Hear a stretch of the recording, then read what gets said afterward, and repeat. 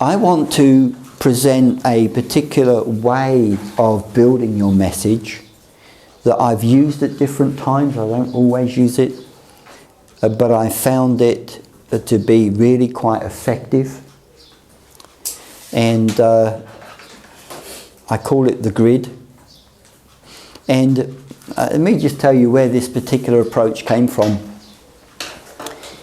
I shared that I began the teaching and preaching school because the person who was the leader of YWAM England at the time, his name's Lawrence Singlehurst, he came to me and asked me to do it. And he would come and teach, and he presented this originally. And he came up with it because when he was on his DTS and working as a young YWAMer there in the south of England at Holmested Manor, he really felt God had called him to teach and preach. But he also felt God say, "You're not ready yet. I want to see you grow in character." And so he had the calling on his life to preach and teach. But he was not released yet. So what he would do, and this is very clever, I want to commend this to you. Anytime he was in a church service or in a teaching, he would actually be analysing the preacher. Hopefully he was also hearing the word of the Lord. But he would be evaluating the preacher, and his question was, does this work? Is it effective? And he would actually be taking notes on things that he found were really good ways of communicating and presenting the biblical truth. And it was out of that this particular model came. Now, there are different paradigms of presenting the message. You may have heard of the hook, look and took. I think this only works in English. Where you hook people and then you look at the scripture and you give them something to take away. You may have heard how when you teach you should tell them what you're going to say it, and then tell them what you told them. Interestingly enough, I have noticed when I've listened to the BBC News, that's what they do. They start off by introducing an article, and basically they told you everything in that. And then they go into it more. And so this one is kind of like that. The classic approach to a sermon, of course, is you have your introduction, you have 3 points and a conclusion. So there's different models that are out there, and some of these you may find that you fit with and you work with. But I want to introduce this way, and that is your message is made up of 4 units. You think of it in 4 units. Firstly, you have a bridge, and I'll explain what that is in a moment. And then you present a problem or a need or a particular issue. And then, having presented that, you bring the solution. And this is where the Bible comes in, of course. You bring the answer or the application. And then you bring your message to a conclusion. And more than a conclusion, you think about that as a takeaway. What is it that the people can actually take away? What is it they should do? So the bridge, this is where you stand up and you're making a relationship connection. The second thing is really, why should people listen to you? You're giving them a reason to listen because it's something they're connecting with. And then you actually get to the content of your message, and that may have 1, 2, 3 points depending on how you structure that. And then what they should actually do. by way of application. So the bridge is recognizing that when you stand up, there's a gulf between you and your hearers, and you want to cross that gulf. This bit would only take a few minutes. It's not, it may be even less. A lot of this depends whether you're known or not. If you're known well, then you wouldn't need this so much.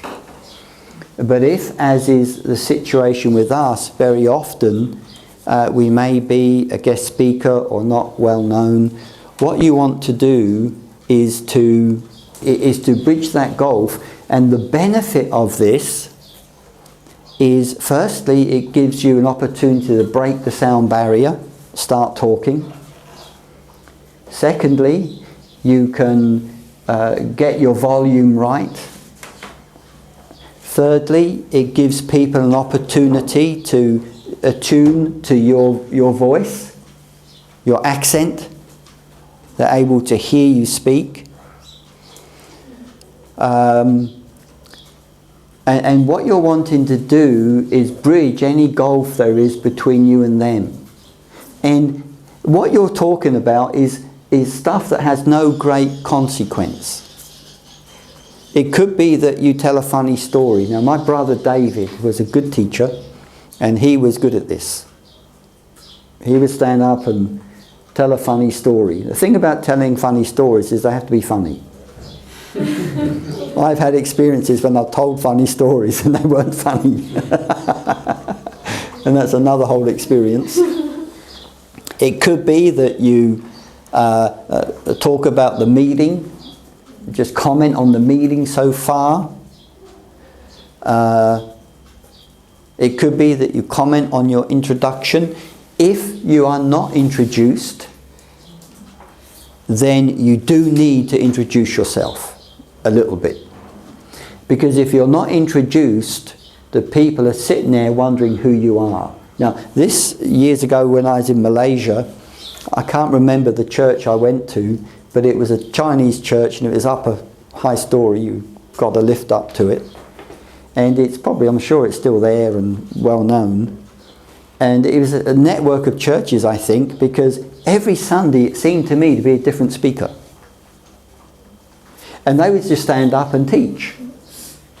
And I concluded that everybody knew who they were. But I had no idea who they were. And I would love to have known who they were.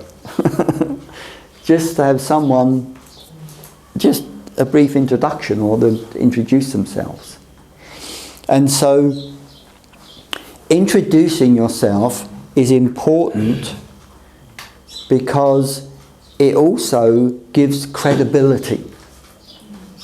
It's not that you have to run off a great big long list of, my name is Stuart, I've just received my PhD in hermeneutics, and I'm the man for the job, listen to me. It's not it's not that kind of thing, but it's just that they have a bit of a framework because people are kind of wondering, who is this person? So on Thursday I had some things that I was going to I thought I'd begin with, and as I was sitting there and Bruno was introducing me, he actually said everything I was going to say. So I was thinking, okay, I have to come up with something else now. Because these few minutes will be kind of important just for breaking that particular sound barrier. I want to comment a little bit more on a funny story. Yes. That, culturally you have to be real careful about what works in the culture where you're at. So if you don't have an understanding of, especially if you're in a cross-cultural situation, what's funny in one culture may not be funny in another culture. And so that's quite easy. Humor doesn't always translate, and that also doesn't always, so it's an art to be funny if it's cross-cultural. So just to throw that out there as well. We had an SBS in Ghana, and I was sitting there and I had a lot of men, it was mostly men in the class, And I had this really funny story, and I told it, and no one laughed. It was like, oh, now what do I do? Let's just keep teaching, you know. It was exactly what you're saying. It went boom. Yeah. Great experiences. Yes. This approach is not trying to be problem oriented. Basically what you're doing is that you are giving people a reason to listen to you. When you start and you've gone through the introduction and you're beginning your message, this is probably, or this may be, the only time when everybody's listening to you. We're going to talk about attention and wandering and that a bit later, because we all wander in our thinking. That's part of, we all take mental holidays, you know. The question is, do we come back? So we will talk about that, but this is a point, you know, unless people are really there and they're not interested, this is the point. People are giving you attention, and one of the questions, of course, is what is this message about? Is it relevant to me? Is it something that is going to help me? Now, how much energy should I put into listening? Now, of course, there's people that are keen and just want to get everything, and doesn't matter what you're going to say, they're going to embrace it. But there'll be others that are people have so much going on in their lives that when they come to a meeting, it's sometimes hard to disengage. And they could end up be thinking about that discussion they had with their husband about how they're going to pay the bills. You know, they can have all these things going on. And what we want to do is give them a reason to listen. So this is kind of like a hook where you are trying to connect with them. So if it's about prayer, maybe begin by talking about some of the real struggles that people can have with prayer. Have you ever had that time when you thought your prayers were getting nowhere? Or have you had a time when you felt that you can't concentrate, or whatever it is? I've got a couple of examples here. This was when I was asked to preach on Ephesians 1, and what I wanted to do was what it's doing, and that is talk about our identity. And who determines our identity. And I was wondering how to start it, and I remembered a story about my father. Now, my dad was a painter and decorator. And in England, what that means is you go into houses and you take the wallpaper off the walls and you put new wallpaper on, and you paint the woodwork and the doors, or you paint the outside of the house. See? In America, a decorator is somebody who chooses curtains and carpet and, you know, the whole works. But in England, painter, decorator is someone who does that sort of stuff. Now, my mother was involved for a number of years in a women's prayer movement. It was called Lydia Prayer Fellowship. And she she ended up being a national leader. There were women's prayer groups all around the country and this movement came out of the relationship that someone called Sheila McAlpine had with Joy Dawson. It was kind of a real connection there out of New Zealand. And so she was leading this, and this role took her to meet some pretty impressive people, ladies and lords and all sorts of people. And one time my father was with her at one of these meetings, and he felt completely like a fish out of water. You know, that wasn't his environment, sort of working class kind of person. And one lady came up to him and said to him, "Oh, hello, Alan, how are you? You know, nice to meet you." And she said, "So what is it you do?" And he says, "I'm a painter and decorator." "Oh," she said, "oils or watercolour?"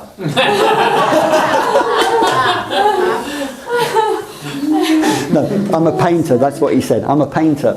"Oh, oils or watercolour," you know.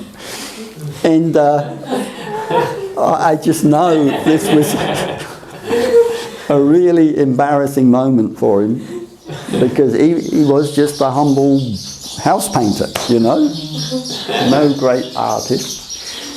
And I remember telling this story and talking about this thing of identity. How do we evaluate our identity? Another message here, and the message I wanted to speak was from the first chapters of Kings, First Kings, the journey of Solomon. How Solomon began so well but ended so badly. And I called it spiritual drift. How can we guard against spiritual drift? Because no one gets up in the morning and says, "Oh, I'm going to backslide today." You see? And I'm sure he didn't do that. And so this message I began, and I spoke about two people I knew. One was Andrew. Andrew was in my youth group growing up. He was a keen Christian. He loved God. He got married to Carol. They were a great couple, kids, family in the church. He was regular every Sunday in the church, and you know, you looked at them and you thought, these are great people, you know. And then one day he said to his wife, "I'm leaving. I met someone on the internet and I'm leaving." And he just left. He left his wife, he left his kids, he left God, you know, in that sense, and he just walked away. And the question is, how did that happen? I talked about Miranda. Miranda and her husband Paul were keen YWAMers, out and out evangelists, cutting edge, doing stuff. And then they moved away and I lost contact with them. And then the next thing is I find Paul coming, and I hear the story that his wife, where they were living, went into town and got involved in a poetry class, evening class. And that's a great thing to do, because it's meeting people and broadening out. But then she announced that she and the poetry class teacher were together, and she walked away. So again, you get these stories. How does this happen? And what I was wanting to do was to do just this. I wanted to get people's attention, because these are real life situations. These were sincere people. This happened to them. What about us? And so this is how this particular approach works. So there's different approaches. This approach, you're thinking of your material in categories. A little bit of a bridge, that's just a few minutes making that connection. Then when you start your message, you're starting with something that would hook people, give them a reason to listen.